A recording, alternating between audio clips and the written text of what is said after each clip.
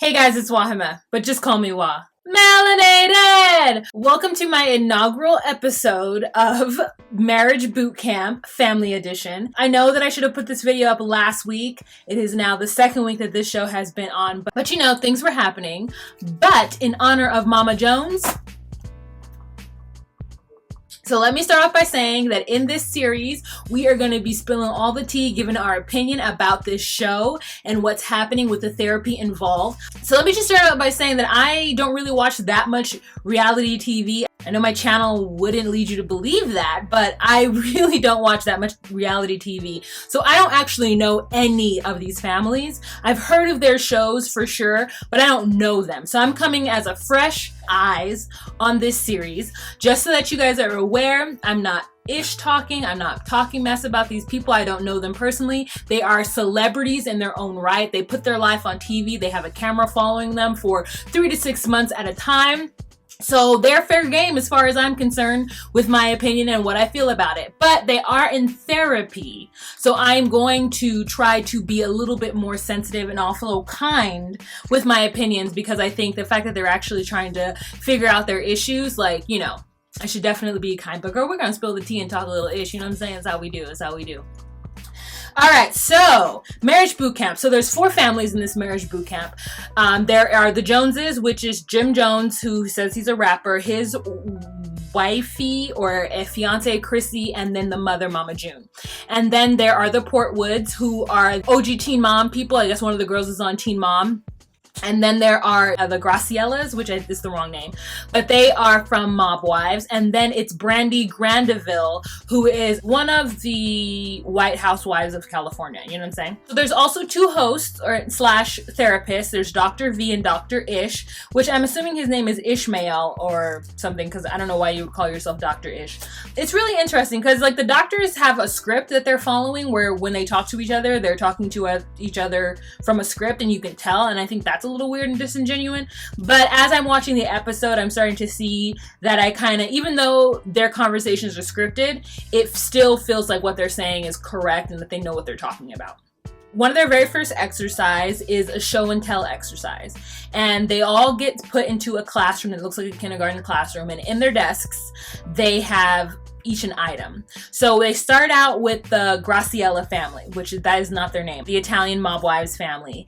And Renee steps up, and she, I guess, is one of the stars of Mob Wives, and she pulls out a brain. And so she talks about how she doesn't think that her siblings think that she's smart, and she talks a little bit about her addiction, how she's been addicted to things, pills and whatnot for several years, and it's caused their family a lot of pain. Her younger sister Jen is basically fed up with it and is like, just because you have an addiction and you have issues, I feel like I've had to pick up the slack. And her older sister Lana is known as the liar, because I guess that she's told a lie or two in her time, and that the sisters are just kind of annoyed with her for that. I think that the Graciella sisters are going to do well in this, because Renee has already been on boot camp with her and her boyfriend or her husband, and she decided to walk away from that relationship, and she says it helped her. So she's already used to this process, and she's already open to the healing that may or may not come out of it.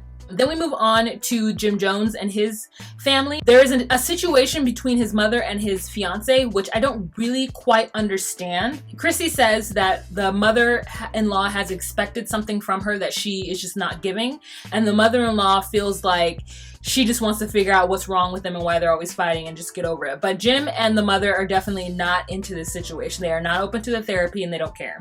So what's happening is you have Brandy and her dad. So Brandy goes up and she pulls out a picture of her ex-husband, which her father admits in front of the entire class that he low-key blames her, or feels like it's her responsibility to forgive the ex-husband, because I guess Brandy's husband cheated on her and they ended up breaking up. But Brandy's father was very fond of the husband, and she feels, I guess, that Brandy is being unnecessarily dramatic about the whole situation, which is, I'm just like, how are you not on your daughter's side? That's crazy. Another issue is that he doesn't respect Brandy in some way, and I'm not sure why. I don't know Brandy's history, so I don't know why he does not respect her. The only thing I know is that she's on this reality TV show, and she's probably making the best out of it, or making the most out of it that she can, because when you're on a reality TV show, that's what you do, right? You milk it. So then next, the father goes up, and Brandy's father takes out, and it's like a cast of boobs, right? And he's talking about how disappointed he is in Brandy, and it's not clear why he's disappointed in her. There's something about the fact that I guess she's on reality TV, that there's tabloids talking talking about her and they're saying all these things about her and he believes them, or he is embarrassed that this is happening to him. They bring up the issue that if she were a Victoria's Secret model, would he feel the same way? So there's something, I guess, with her showing her boobs, maybe showing too much skin or being in a bikini. Like, I don't know if she did, like, did she do a porn? I don't know what she's done, but he's embarrassed. And so the question is brought to him, like, would you feel the same way if she were a Victoria's Secret model? And he says, no, I'd be proud of her if she were a Victoria's Secret model. And they're like, that doesn't make any sense. So all of the cast members are chiming in, trying to get him to see that what he's doing is like unfair to Brandi and also doesn't make any sense. Like, it really seems like the main thing is that people are talking negatively about her, which is why he doesn't like her. And then Jim Jones chimes in, you know, after he's just like basically stalled out and doesn't want to talk about his situation. He's basically saying, you don't understand what reality TV is. Like, reality TV is basically a joke. It's a way to make money. You get on these shows, producers try to figure out ways to make you exploit yourself and those around you, and it's just a quick way to make money, get notoriety, and move on. It's like a springboard for your career and your platform or whatever. And the OG teen mom gets upset because she's like, no, it's not fake. I put my life out there for 10 years. This is my business. This is what I do. And it's just like, oh, she's upset because she's got a skewed view of reality TV because that is the only way she's made money for all of her teenage and so far adult life. Like, if she's been in for 10 years, that means that she was on it when she was 17. So she's had this notoriety and has been on this show for a very long time making money, and this show is the reason why she isn't like working at Walmart somewhere. So she's gonna defend reality TV because she says that her show is so real. And he's saying, I'm not even talking to you, like, just go ahead and stay out of it. And she totally gets personal about it. Like, everyone is like, girl, what are you talking about? We all are in reality TV to make money. But what they don't realize is that the OG teen mom, Amber, has been in it since she was a child. Like, she's been in it since she was young. All these other people started it later on in life and had their own private lives before they got the reality TV money and the reality TV, like, notoriety. So it kind of feels like Amber's, like, living in this, like, her worldview is skewed because of her career, which really isn't a career, girl. So I hope she's got some other plans going on. You know what I'm saying? Registered nurse or something. Amber gets upset, right? And she tries to, like, come at Christy, and Christy's like, girl, she doesn't know what she's talking about. Like, go ahead and sit down, little girl. She's like, ugh. Like, Amber gets real, like, heated real quick. Like, she's about to go and fight Christy. Christy pops up and is like, you don't want none of this. That meme went all over Instagram. And I guess it went all over Instagram because Christy is known as somebody who fights in her reality show. So I was just like, oh, wow. Like, I don't know anything about it, but from what I see from Christy, she doesn't seem like a fighter.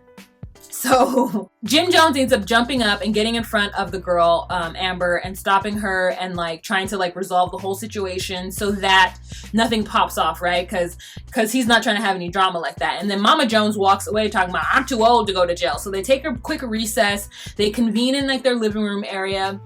The doctors talk to Amber and they talk to different cast members about it. Amber admits that she got hot and upset for no reason, especially because nobody was even talking to her or about her in her show. She just got automatically defensive because she's creating this narrative in her head where people don't take her seriously because she's just a reality TV person. You know what I'm saying? So they explained that to her. She said she was sorry. Chrissy was like, I don't believe you because you're crazy and you just popped up out of nowhere. You popped off out of nowhere. Like, I don't trust you. You are crazy. You are not to be trusted. They go back in and they resume the situation. So Amber goes up. She talks about her thing. Her mom goes up. And I'm just like, every time I hear her mom speak, I'm like, is she drunk? Because she's slurring her words, or maybe she's had some, like, dental work or some mouth surgery.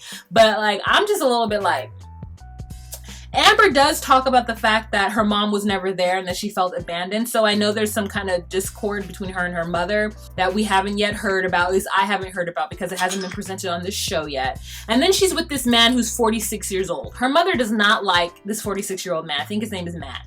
Matt gets up there. He has, like, a tub of worms in his desk because they say, like, something is up with him. He's slimy. Like, they don't trust him. And everyone around Amber is telling her that the only reason that Matt is with her is because he wanted to be on the show and for that show money.